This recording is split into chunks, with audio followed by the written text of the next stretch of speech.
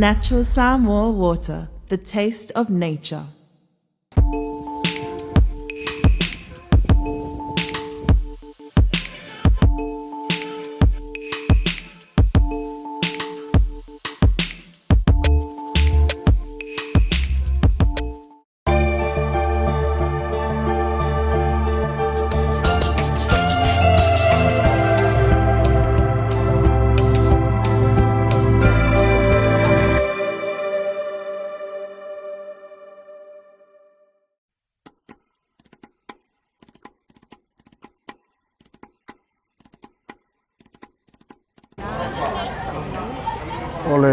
Ole ang whafkai ai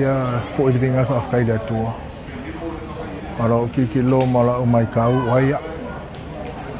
Ai o se kule lei ua manga ie nga mua moi malai e nga asa inga le fain kau ka lunga. Pe yo king pola mat ko kele o kamali. So la ko ia o lau ki kilo iai o giant pathfinders au la ko ia nga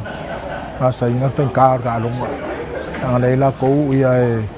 e le mo so avangoa pe ke minge ho iai o la ki kilo ia fa fkai wa manga ia ma.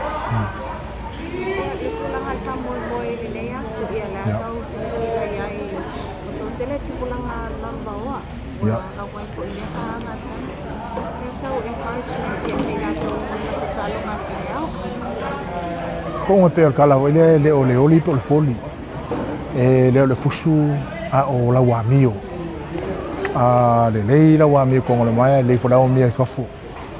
o la ki kilo mala u kau ni tama fana o Samoa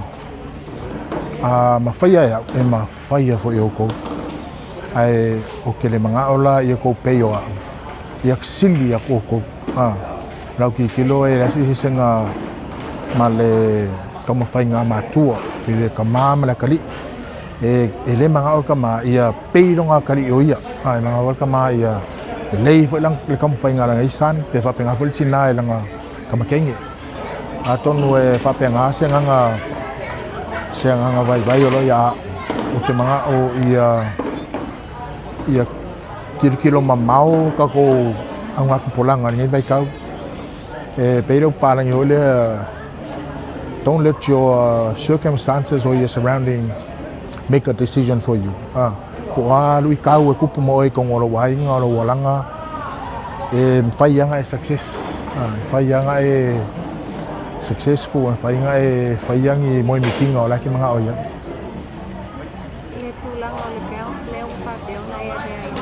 tusumako le palemia as a tribute to mai katamai na tulang. So le lau ki kilo eo o he me whainga whaangalo i song kua ma ko kele fo e le whape ua afisi lesi a whaasavali lesi ona o le tainge ma me tupu ai ia o le ukula i mai fo ia i le pale mia o le tato malo ua whetau i fo i fola ma me tupu ai o le u koi fo i mai ile nei aso le fa moi le malis ia fe kau le ia le paut lea o kifte pe donate fo e mo le palemia e acknowledge ai le service a son kama ka lo so